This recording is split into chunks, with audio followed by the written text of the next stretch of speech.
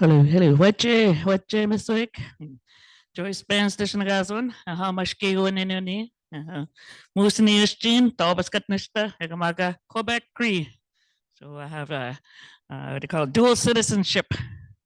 And what James Wick, welcome you to our afternoon session, our culture, our language, our children, our future. And we have Christy Hankala, Point du Morn Room, right? So I think the people are just making their way here too. Seen a couple lost. So I brought them on the elevator. So there is an elevator for those that don't want to do the stairs. Hey, no, just kidding. It works. I had to test it out myself. So our presentation here is that to access to culturally appropriate, high quality, full inclusive, flexible, and affordable early learning and child care provides children with a strong sense of identity and establishes a strong foundation for their health, wellness, and future successes. And that's one of the things as Indigenous people, that we strive, to provide a better future for our children. And language and our culture is the foundation, and which was trying to be taken away from us on the onset of residential school.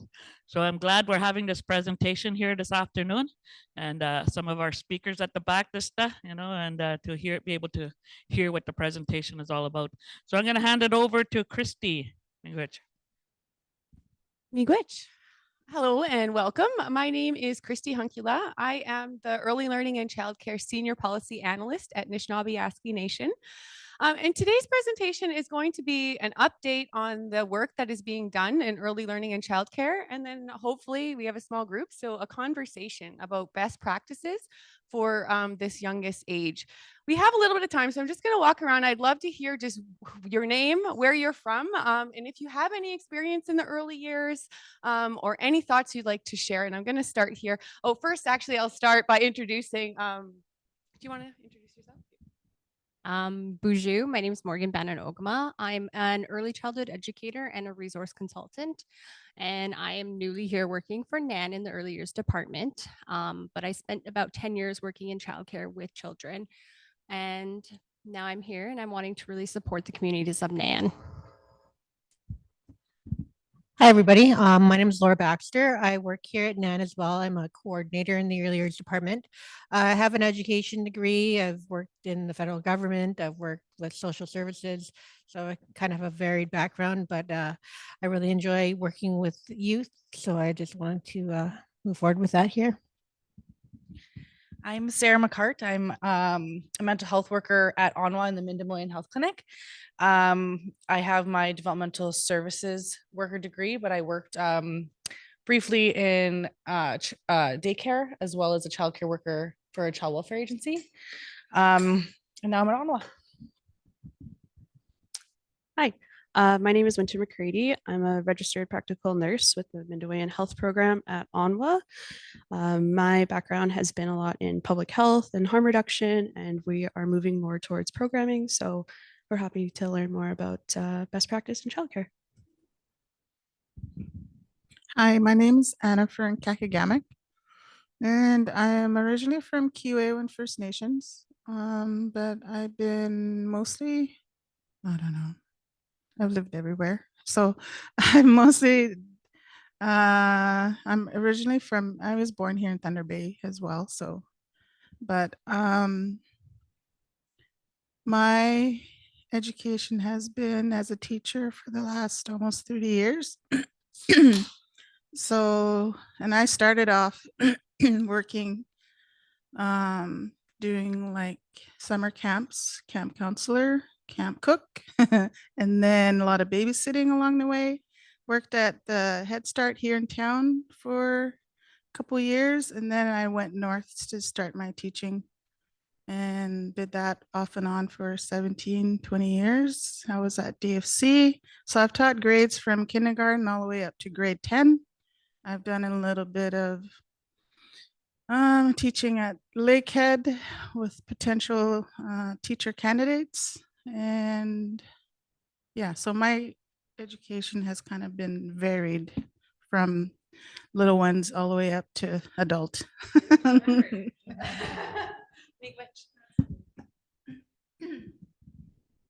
Hi, I'm Tim Najwan. I work as a system administrator in the school board.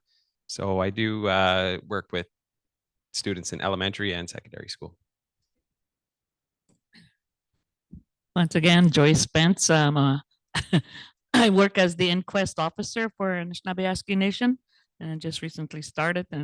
But I do have a background in social work and education and adult learners and mining essentials.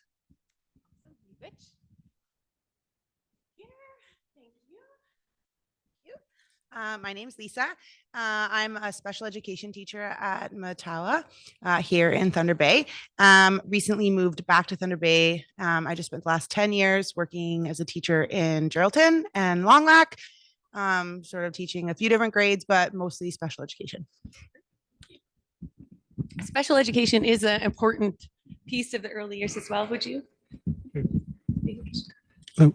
My name is Cameron Schwabik. I used to be was a band counselor for 9.5 years. I stepped down because I had cancer, and I've also survived two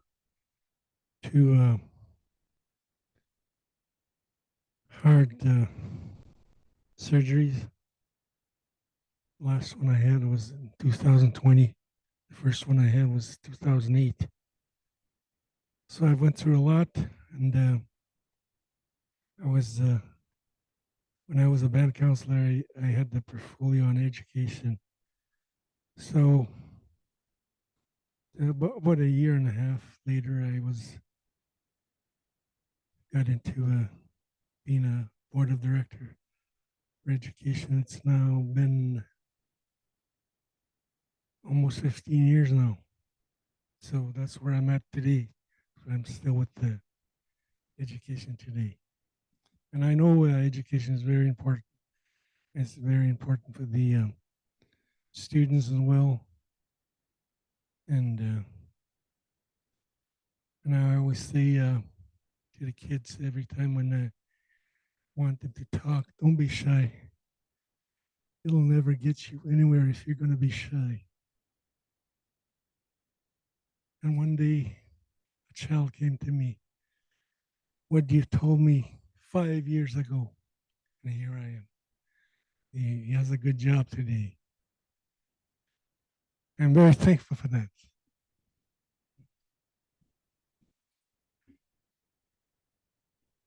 My name is George Whitehead, Quebecois First Nation.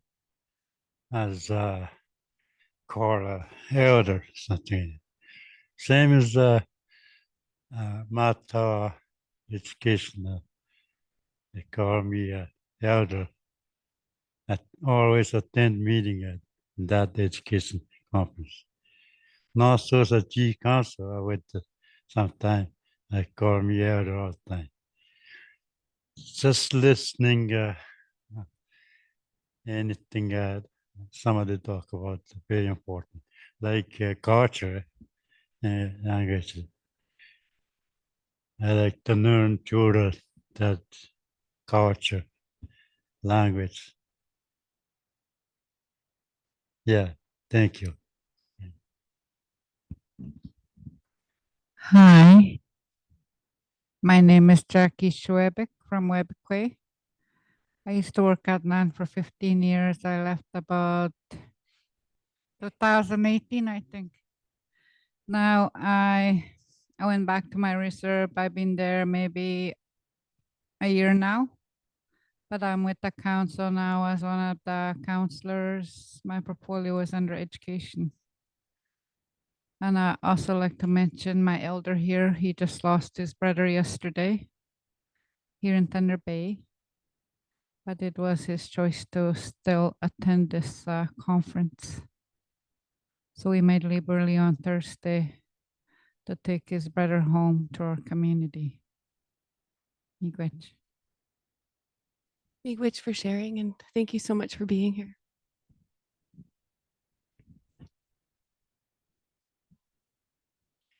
Hello. My name is Ronald Brown. I'm from Opeka First Nation. and I'm the director over there.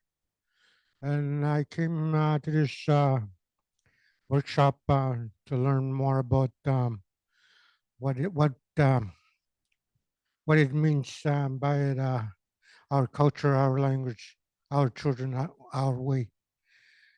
You know, when I went to school, in a residential school, we were not allowed to speak our language or to do stuff in our culture, and it was very hard growing up as a child when you can't speak the English language well, and you get hit for speaking your own language.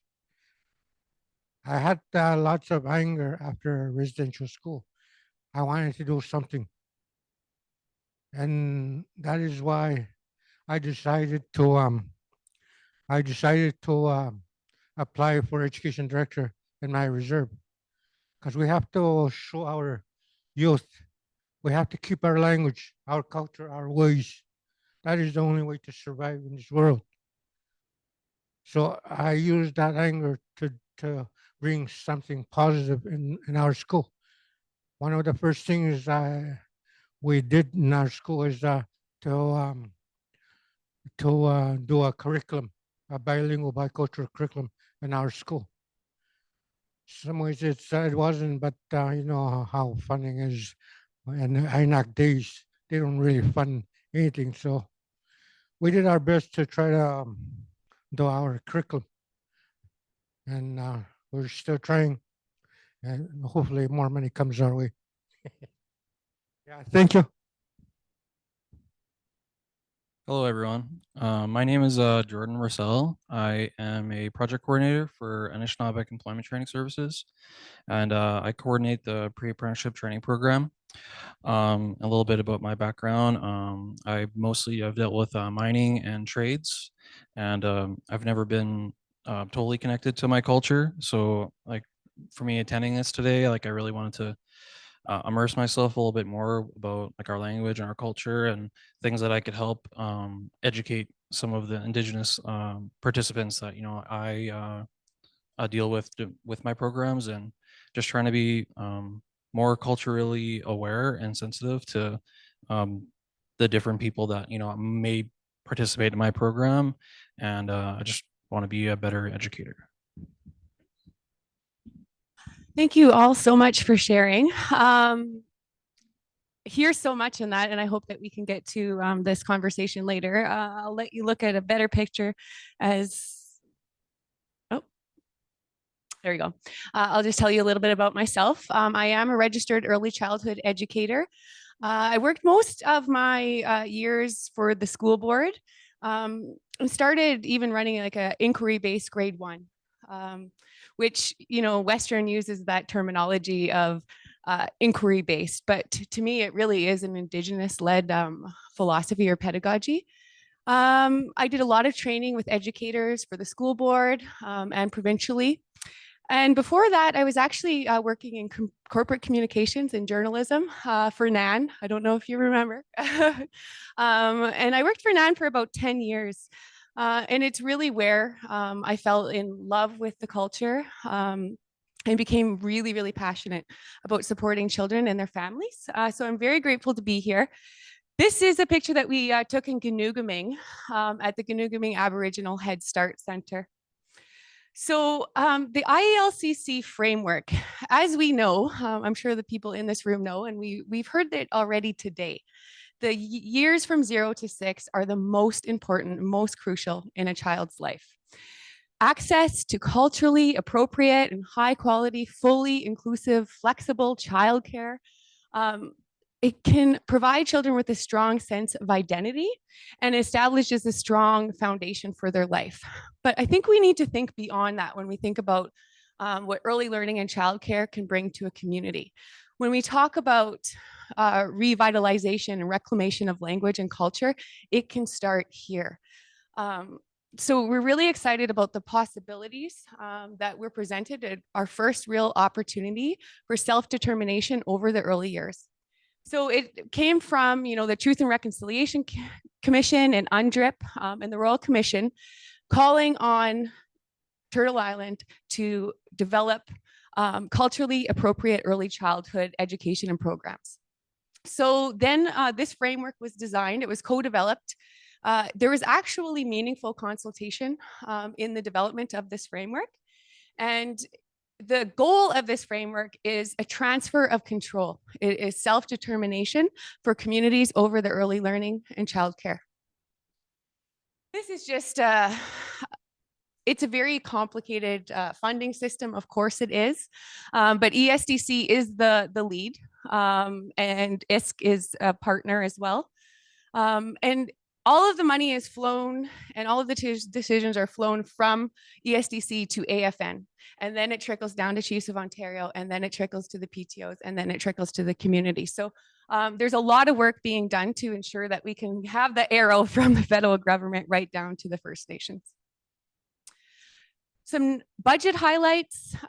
So 1.4 billion that started in 21-22 with a 3% increase every year that'll start in 27 to 28. This early learning and childcare, and I'm sure everyone is aware from the news, has been historically underfunded, especially in communities. And I will pause to say, NAN has 49 First Nations. We have 13 communities that currently have ELCC structure. And of those, 4 of those centers are closed and inoperational. So that is really sad. That means 75% of our communities currently do not have ELCC structure. And the ones that do, they need a lot of support and help. So our work is definitely cut out for us. Communities are noticing that the increase in funding and with having less stipulations, it begins to become possible to plan for the future, to start having goals achievable within your center. The before and after school funding was flown right through education agreements. The repair and renovation for existing centers for 264 million. We'll talk a little bit about that in a minute. And this is the big one, 420 million over 3 years for new infrastructure. Ontario's portion of that is less than 20%. So when you look at that, there is not enough money. So there is so much work that needs to be done to support communities with to have new infrastructure, and there are different other pots that are coming. So budget 2022 proposes 625 million over 4 years, but that is going to be provincially led. So every province will get a share of that, and then it will be up to them. Unfortunately for NAN and for Ontario, the province of Ontario sees IELCC as a federal responsibility. They have made 0 contributions outside of the original existing contributions. So there is so much advocacy work that needs to be done and legal work that needs to be done to make sure that Ontario is taking a seat at this table and supporting First Nations. For example, the government of Ontario did announce another grant program, and First Nations in communities are unable to access that funding. If you would like to access that funding to build a site on urban land, then you can. So it really, really discriminates. So there is so much work that we are doing to ensure that every community has access to the funds that they need to build the infrastructure. We have learned the final settlement for the CHRT ruling. Communities can apply for capital funding through this, and it is also looking to be a good source, the same as Jordan's principle, for ongoing and operational funding for childcare centers. Oh, we just love these pictures so much. And this was taken during one of our site visits at Ganoogaming Aboriginal Head Start. So the Indigenous Early Learning and Childcare Framework that was designed with Indigenous partners and the government, it has 9 principles. And I just wanted to take a minute to go over them because I do feel that they're very important, and I keep hearing in conversation that this is what communities do want. So the first principle is Indigenous knowledges, language, and cultures. So recognizing the importance of Indigenous ELCC that is rooted in each community's unique language, culture, and traditions. Number 2, of course, is self-determination, acknowledging that we have the rights for the design, the delivery, the administration of all ELCC programs in communities. Quality programs and services, number 3, led by Indigenous people, creating culturally appropriate and distinct ELCC programs grounded in culture and delivered through a holistic approach. So this means that communities are designing their own programs. They are leading their own programs, and they have access to the supports and resources that they need to make that a reality. Child and family centered is principle number 4. So understanding the child in the context of family and prioritizing the direct involvement of families. And this is a focus of a lot of our work as well. Same with father involvement and trying to support centers and communities in increasing child and family centered care. Principle number 5, inclusive. We talk about this a lot, but high quality childcare programs are for everybody in the community. So number 6, flexible and adaptable. ELCC early years, it must be adaptable, flexible, rolling with the children and the staff, accessible, that all children, and you know, we keep using this, we keep hearing this, that every child matters and that the child $10 a day childcare for everyone, but we're still being left out, and there's still a lot of work that needs to be done to ensure that every child in all of NAN's 49 First Nations has access to that care.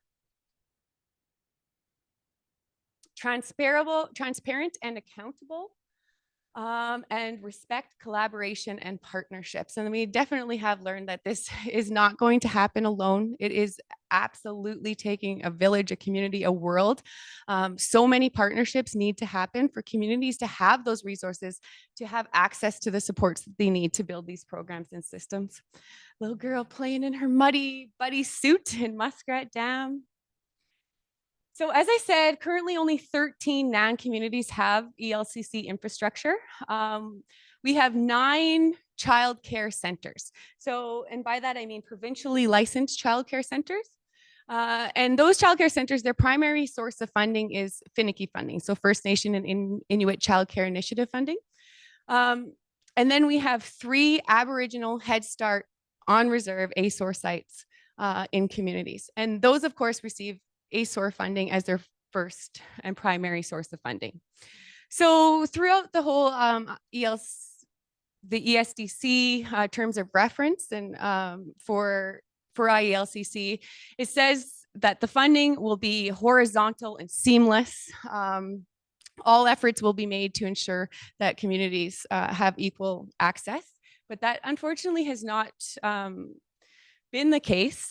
So First Nations that receive the finicky funding, they have to go through an ISED agreement holder, and ASOR funding is through ISK contribution agreements. So if you ever wanted more information on that, you could reach out to me, of course, but I just wanted to give a little bit of that background when we talk about the repairs and renovations. So that whole funding, that 500 million, or 264 million, sorry, that was for repairs and renovations. They had 2 completely separate processes. So the childcare centers that we have, and they're listed there for you, that receive finicky funding, they got this wonderful questionnaire. They were able to request the repairs and renovations under all of these 3 categories. They were able to apply for a needs assessment, and all of these communities put in significant applications, and they were all approved for every dollar that they asked for, which is really great. But unfortunately, the ASOR sites have had no such process. So traditionally and historically, ASOR sites, the building or the infrastructure was given by the community as an in-kind donation, and all of the funding was programming dollars. So therefore, like, there are no reports or statuses or inspections that are done on the buildings that house these programs. So they got the longest survey that I've ever seen in my life. It was about 15 pages. It was engineer level difficulty, and they received $10,000 and that survey to complete. And then I guess ISK will make decisions from that survey over what repairs and renovations and their eligibility for the new infrastructure funding. So it has created a really unfair process within communities. As I said, the new infrastructure funding. So it is supposed to be released April 1st, which is Saturday. They kept on saying meaningful consultation, meaningful consultation. So what that ended up looking like is the government reaching out to AFN and AFN saying, no, you need to go to every First Nation individually, and you need to have this discussion and share this discussion guide with every First Nation. And then in the government, they checked off consultation. And those kinds of meetings happened with a few different PTOs across Canada. And that is pretty much all of the consultation that has happened. We did write a letter saying that we would need time to do proper consultation with communities. But so we don't know. It could be released any day. The challenges of this is that the new infrastructure funding is ready right now, and communities want a licensed childcare center. Then their only solution is a provincially licensed childcare center right now. We've done quite a bit of research, and the provincial regulations do not work for NAN First Nations, is what we're hearing. So little things like not being able to serve game, not being able, well, little things I say, but they're huge, right? Regulations or stipulations on the food that you can serve, on the activities that you can do, on how you even, like one example was using Tikkanoggans, right? And how provincial licensing doesn't let First Nations raise children and support children, provide the level of care that they wish to create. So we have so much work to do to develop a NAN-based licensing body that can start to include what NAN communities want. Ganoogaming has a brand new center. They're the only NAN community that does. It was about 8 years in the making. They found every source of funding that they could possibly find, and it is absolutely beautiful. We had the pleasure of visiting just last month, and we really do hope that every community has the opportunity to find some kind of ELCC program or structure that works for them. I just wanted to touch on this, but I kind of already did. And it's just all of the work that we're doing to get a firm position from Ontario and then pursue legal action to have Ontario be part of this conversation. Bill C-35 it makes early learning and childcare part of the legislature, which is very, very important. It means that it will never not be part of the legislation. However, it was not done in consultation with Indigenous.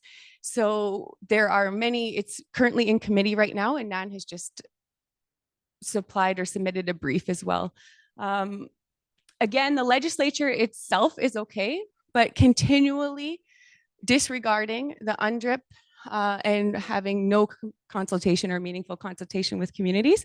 And also they put a National Advisory Council as part of this bill, and it has no Indigenous representation on it. So some of the things that we know about NAN centers, as I said, there are 9 that are licensed centers. They're there. All centers are reporting a very high staff burnout rate. Mental health is a huge primary concern. Centers have access, have challenges accessing adequate resources.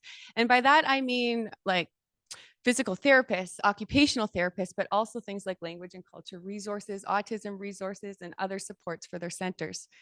That is a huge thing that we continually hear, obviously, and as we build these programs, we need to have a huge language component. There needs to be language resources, funding for language teachers, and support, funding to support participation. So, for example, we have some centers that come to us and say that their community is struggling and families are struggling, and the children have this place to go, this wonderful place to go filled with people that love them, but their parents are unable to bring them there because of their struggles. So we are trying to find funding through Jordan's principle to buy vans for these centers so that they can not only make sure that children get to the centers, similar to the Aboriginal Head Start program model, but also that these buses and transportation services can be used to go into communities and to be part of the community. Centers report access or challenges accessing opportunities for education and training. A lot of communities, there are very few registered ECEs that are working in these centers right now. It is definitely an area that a lot of work needs to be done, but that is kind of nationwide. There is a shortage of educators, but the problems become so much more remote when you start looking, so much more difficult when you start looking at our remote communities. All centers report significant challenges recruiting and retaining staff. And they have wait lists because they don't have people to work. And we'll often hear, and they're burning themselves out. So a lot of work needs to be done, which we have definitely started to do. And at the back, you will see, and I'll just take a moment, but Morgan designed this poster, but we're starting to do different things that will just help support communities and centers to find the people that they need to work into these programs, and also to get other communities interested in becoming, in receiving education in early childhood. We've done quite a bit of work, had lots and lots and lots of workshops and meetings and gatherings. This is an example of one that we did in June, where we had centers come and led through a whole workshop to identify what their values of for childcare. And we put it all together. Their reports are at the back if you would like to look at them. It's a really great resource. And also we developed like a case study guide. So we had architects and engineers there, and we started to look at visualizing and identifying our values for children and how that can translate into child-centered spaces. So I do invite you to take a look at the case study book, especially at the back, and you're welcome to have one.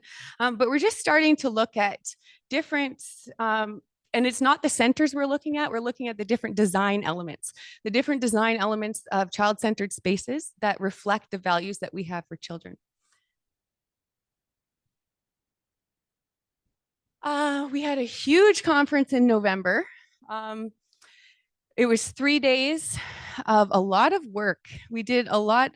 We're in a research project right now with Toronto Metropolitan University, where we're working towards continuing NAN's work for an early learning framework. So a lot of consultation, again, kind of the same questions. What do you value for children? What are your values? And what does care even mean to you? So we had almost 200 people participate. We have a report that has just been approved and is going to be printed soon. It is a whole resource that includes a lot of different brainstorming and starting to pinpoint all of the different challenges for centers and for childcare workers, and trying to meet them where they're at. So could you move that a little bit? We had graphic representations that were done at all of our conferences, and I love these so much because it is just a graphic capture of everything that is being said. So when we look at our children our way, this is what we're hearing. If you want to fix something, you go back to the beginning. I keep hearing that around here today, and even in the whole point of this conference and reconnecting to the roots. But it is something that we hear over and over and over again, that we have to go back to our strong foundation in order to move forward. Guiding through gifts is another theme that is consistent in this work that we're doing. And the children need to know that they have a role, have a purpose in their community. We have a lot of these different graphic representations that really do capture what we hear. And we use this information to move forward in our research projects. We hope to visit every single one of NAN's communities to have like a community town hall, an opportunity for communities to come out to tell us what they value about children, what they would like to see in ELCC programs and structures. If you had a magic wand and had a licensing body, what would that look like? Provide samples and examples to communities of what early learning could look like, because it doesn't have to look like the Ganuguming Head Start Center. Across Canada, across the world, you see things like language nests, you see TP summer programs, you see all of these different out-of-the-box models. So those are we are going to need to be flexible in order to make sure that every community gets something that is meaningful to them. Raising children in their culture and language. We spend a lot of time, as I said, working on this and how everyone is a part of their family. These are our three elders that are a huge part of the early years work, Stella, Sam, and Genosa, and the way that they share their teachings. And elders are such a crucial part of the ELCC picture moving forward. When you look at other models around the world, it is focused on the elders. It is the elders that are sitting with the children and teaching our children. Strengthening community capacity. This can mean so many different things, but again, what we continually hear is the prioritizing of language, of sharing resources. And every community, of course, looks so different. And so this is a piece that we do ask each community, is what that means to them and how we can, as NAN, support communities in strengthening their capacity. One way to look at this is through, a generative curriculum, which is one of our goals. And that would be every community participating in the curriculum of early childhood educators, so that the curriculum really reflects every community's unique languages, culture, and traditions. Parental involvement and parenting skills. Create the feeling of being loved, not just moms. I love that part too. It really does take a village. So as I said, some of the work that we've done to date is all here. Lots of information sessions and advocacy work and connection and partnerships with tribal councils, which are a really important part of this work as well, to ensure that communities have that support. We've had lots and lots of conferences. We did get the opportunity, our director and myself sit on the NUG as which is the National Expert Working Group for Childcare at the AFN level, which has been a really great opportunity. When the first meeting, they were blown away at the fact that we have 36 communities without ELCC structure. They couldn't even wrap their head around the fact that NAN covers 2/3 of Ontario and that our structures are so undeveloped. And then as a group, you see brainstorming. People from BC have reached out to me. They want to share some of the insight and the programs that they've done. And we start to build a community, and it starts to support the advocacy efforts that we're making. Funding opportunities. It's a never-ending search for funding opportunities. We're currently submitting a proposal for a quality improvement project where organizations can ask for up to $2 million to do research work. The work that we hope to do is to go into every single community to identify what childcare means to every community, to adapt or develop a childcare strategy, a licensing framework, and begin the beginning steps or start those beginning steps towards a generative curriculum. So we have a lot of partnerships and collaborations in order to make this all this work happen. NAN housing and infrastructure, they've been such a great help because in the early years, we do not have a lot of experience with sewage systems and all of these different considerations that must be made when you talk about infrastructure in a community. So they've been so helpful. We've made connections with every single tribal council technical service unit, trying to get them into the centers that are existing and support that work. Together Design Lab, they're architects and engineers that are supporting that work of looking at child-centered spaces and supporting, we hope in the future that we can support communities with different design ideas based on what we hear from these town halls and what communities want. We work with Nicole Anise Nash. So she is a professor at Toronto Metropolitan University, but she's also a member of Constance Lake First Nation. She's been instrumental in the research project as we identify the barriers that the provincial licensing system has, as we identify the barriers in childcare in Ontario and across Canada for Indigenous communities, and we start to take it into our own hands. A huge part of focus that we are doing right now is the early years and early learning and childcare promotion. We need more of a buy-in. We need a bigger community buy-in. We need a better understanding of the importance of 0 to 6, an understanding of the role that the early years can play in revitalization of language and culture. So we've started to do a whole documentary series and to have videos in communities. We're going to do radio ads, have everything translated. We've taken a couple of thousand pictures with a photographer so far. We hope to get to most communities to do the same so that NAN children and staff and parents and families see themselves in these materials. It's very important. A lot of the videos that we've already done have been so powerful, and they really, really speak to me to the importance of this work. And it's similar to what we heard during introductions in this room, but we did have an elder that was talking about the importance of these early learning programs, because when he was in residential school, he was hit for speaking his language. He was punished for having long hair and it was cut. He wasn't able to speak his language. He wasn't able to play with syllabics or write syllabics. And he said, but look around you, look around you. We were in Ganuguming Aboriginal Head Start. And he said, these children are celebrated for who they are. Their long hair is celebrated. Their language is celebrated. These buildings are so important to give children a sense of their identity. And it really, I get goosebumps whenever I think about it. He said it way more eloquently than I did, but it's just something so important to think about, that this is the opportunity to design programs that do what you want them to do, that reconnect to language, to culture, to the community.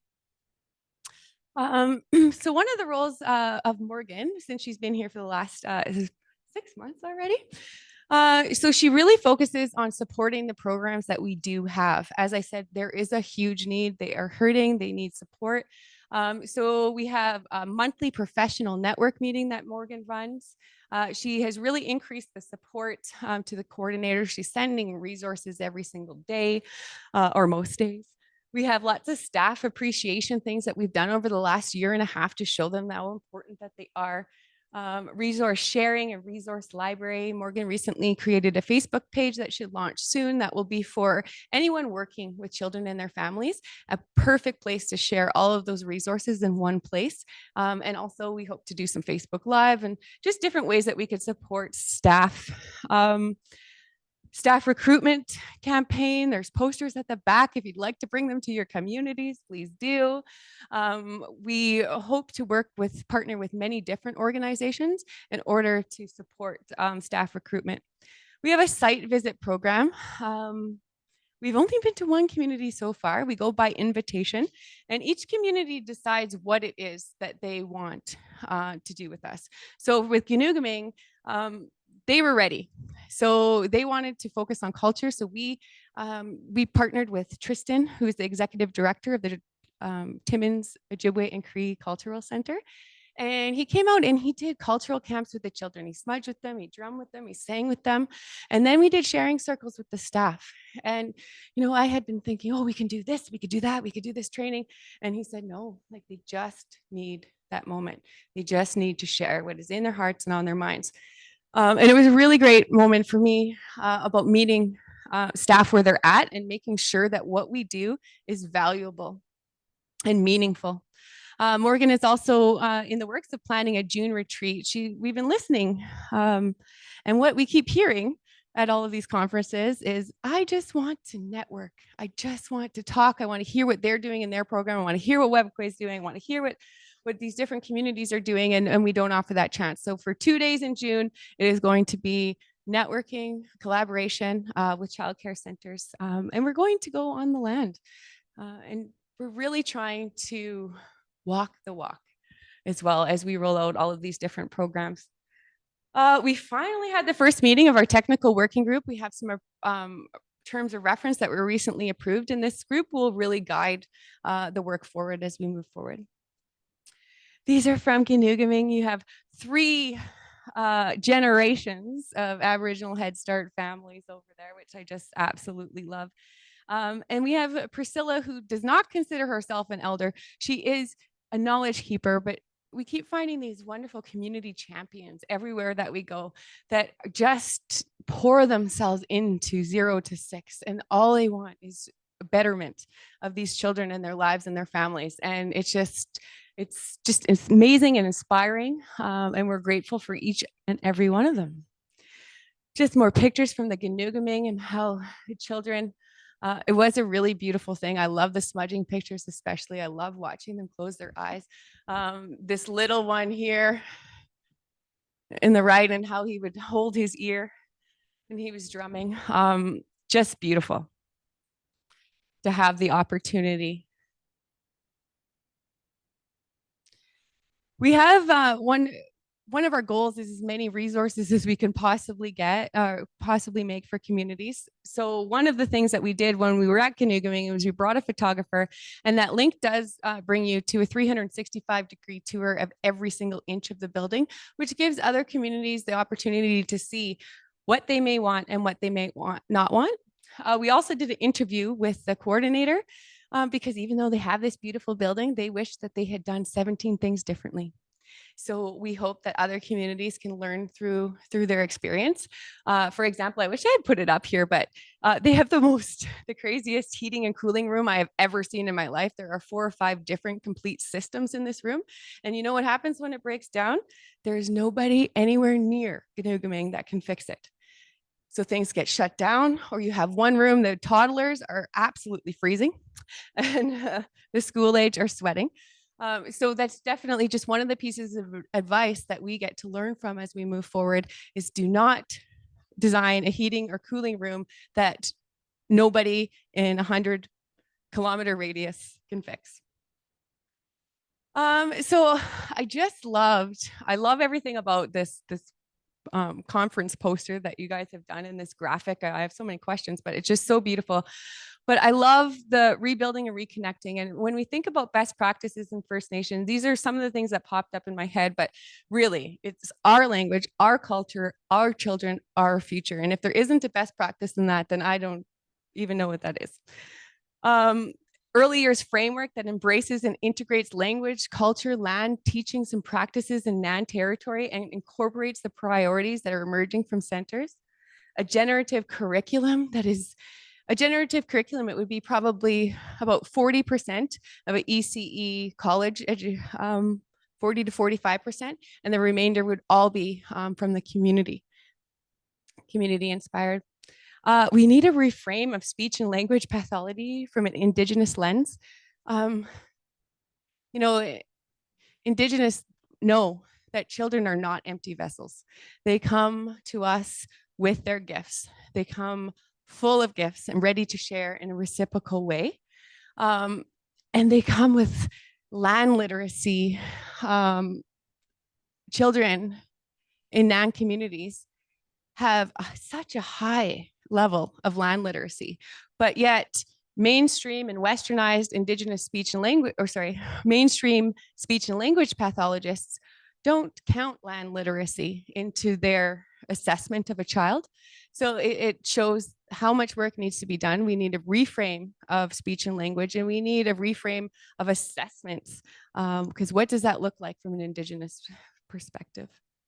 We need community governance over the early years and NAN licensing body that reflects and respects unique languages.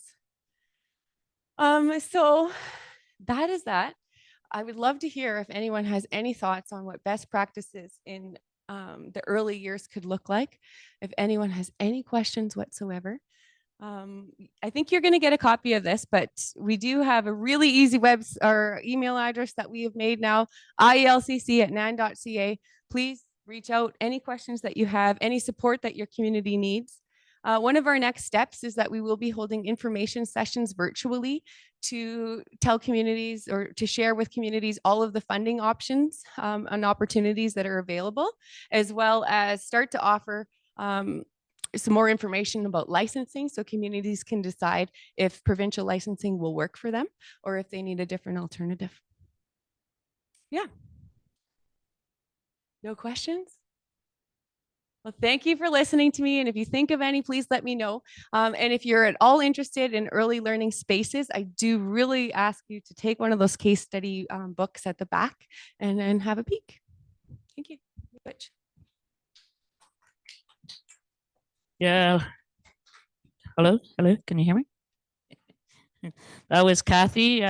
She gave her email department there, and so just want to thank her for all the information. I was just sitting there, and I've been to a lot of non-Anishinaabe communities, and I see the work that they do with the young kids, the children. And one of the things, the trend is that our young people don't want to speak their language. They want to speak English. And so 0 to 6, that's where you're going to have to instill that language. It's in there, it's inept. That's how we were born. We're created that way, to have our own language. And when you wake it up, that language, it comes back. It comes back, even though they refuse to not to speak it, because back where Mushkeguk, that's where some of the young people, so that they can fit in easier in where they're going to high school or wherever. That's why they chose to do that. But they don't realize the importance of our language, and to instill it at these 0 to 6 and keeping it alive in the communities. So we're not alone when you say I can only speak English. That's not that's a bonus for you. And once you immerse yourself in the language, you will get it. And so but I just want to acknowledge all the work that's been done into this, and to be active as community members, to show the rest of the world what you're doing in your own communities. There's a lot of good work that's happening in there, and a lot of our people may not have the education background, what they expect, mainstream, EC diploma or whatever. They still have that skill set to pass on the language. Traditional knowledge is so high up in our communities, and we cannot minimize that, and how impactful it can be in the mainstream education sector, I guess, whatever it may be. But I want to thank Kathy, right? Christy, sorry, on behalf of NAN, to NAN. Thank you. So break time downstairs, and then they're gonna do the round table. So okay, and let's clap for once again. I don't know how to do this.